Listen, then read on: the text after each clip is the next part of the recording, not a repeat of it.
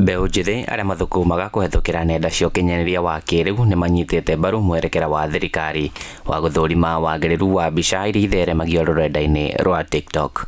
Ũũ nĩ thutha wa mũtongoria wa bũrũri Ndagĩtarĩ William RUTO kĩroko kĩa ũmũthĩ kũgĩa na mĩario na mũrũgamĩrĩri mũnene wa TikTok Shu Zichu. Thĩinĩ wa mũcemanio ũyũ, Shu Zichu nĩ oigire atĩ maabitha a TikTok nĩ mekũrutithania wĩra na thirikari ya Kenya gũtigĩrĩra video iria iratambio mũtambo-inĩ ũyũ nĩ iratwarana na mĩtugo na mĩikarĩre mĩega ya Akenya. Asubuhi nilikuwa naongea na watu wa TikTok nikawaambia hatutaki content chafu kwa mambo ya mtandao yetu. Ile content tunataka ni ile inaendesha biashara na ile inapatia vijana wetu mapato. Sijui kama tunaelewana, na tumekubaliana na wao ya kwamba kati ya serikali ya Kenya na kampuni hiyo tutaweka content moderation agenda ambayo itatusaidia kumoderate content, na pia tumekubaliana mambo ya monetization, ndio ile internet iweke pesa kwa mfuko ya hawa vijana. Tunaelewana? So hiyo digital jobs every ward, mujipange nyinyi vijana, mtandao mko nao, tutaleta hapa kompyuta kama ni 200-300 in every ward, ndio watu waanze kupanga ajira.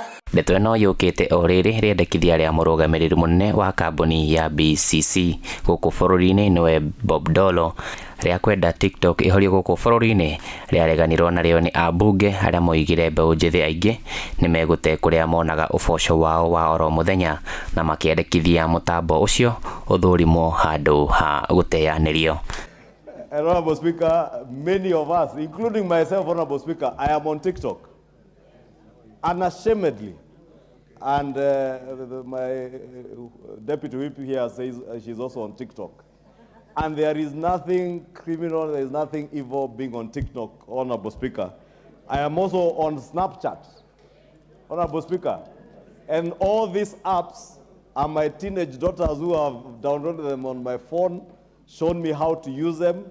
Therefore, Honorable Speaker, as much as I feel what Mr. Ndolo says, there could be an element of abuse of all these apps.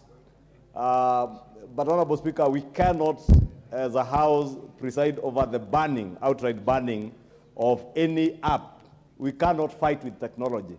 Honorable Speaker, what probably Ndolo should have done is to petition the House, and maybe that's what the relevant committee should do, is to look at ways how you regulate the use of these apps, how you restrict the age groups that will be able to use these apps, how the Communications Authority of Kenya and ICT authorities will be able to regulate the content that is being uploaded for viewership, to be able to view, for age groups that are not supposed to see certain content, are not able to see.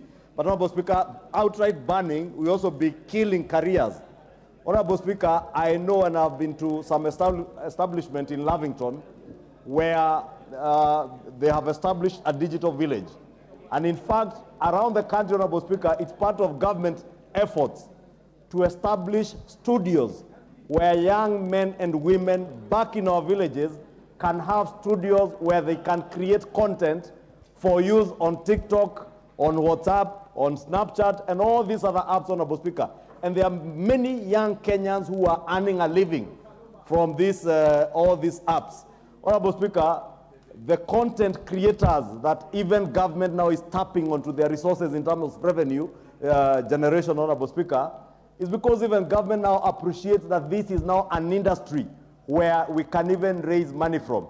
I have seen young Kenyans earning to the tune of 300,000, 400,000 shillings on account of the people who are following them on TikTok. And therefore, Honorable Speaker, we just need to regulate the content that young people or small children who are underage are able to view and how they can use these apps. But the outright banning of TikTok or indeed any other app, I think is going way beyond our call of duty, and we should encourage. And also parents should take charge. That is why as a parent, I'm on TikTok, as a parent, I'm on Snapchat, and indeed it serves very well if you are a good father, because now my daughters are able to tell exactly who I am on Snapchat. They told me they had downloaded it so that they can tell exactly where I am at any point in time. They're able to track my movements. They're able to know when I'm coming home. Although at times, Honorable Speaker, depending on the circumstances, I have to switch off the location services. Because at times you also need to be a typical African father and appear home unannounced. Therefore, I knew my young daughters were also doing this so that they can also track to know when I'm about to get home. But I want to encourage parents like myself, Honorable Speaker, to also appraise themselves of the developments in the technological world so that we are not caught unawares and we are able to see the content that our children are being able to access. And therefore want to urge the committee to look more towards regulation of the use of these apps and the content that is being uploaded, who are able to access that content, Honorable Speaker, and also for government agencies to ensure that if you upload content that is not desirable for young people, you are heavily fined and probably even banned from using that app so that you don't become a serial abuser of children and underage people using these apps. With those many remarks, Honorable Speaker, I beg to support that petition with the amendment that we do not consider the outright banning of any app. Thank you, Honorable Speaker. Thank you, Mr. Speaker. Let me echo the words of the Leader of Majority.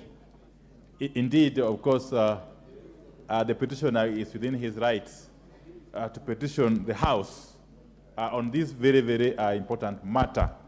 But, Mr. Speaker, I am of the view, very, very strong view, that in this digital age, we cannot as a country afford to live in isolation. We cannot operate from some island.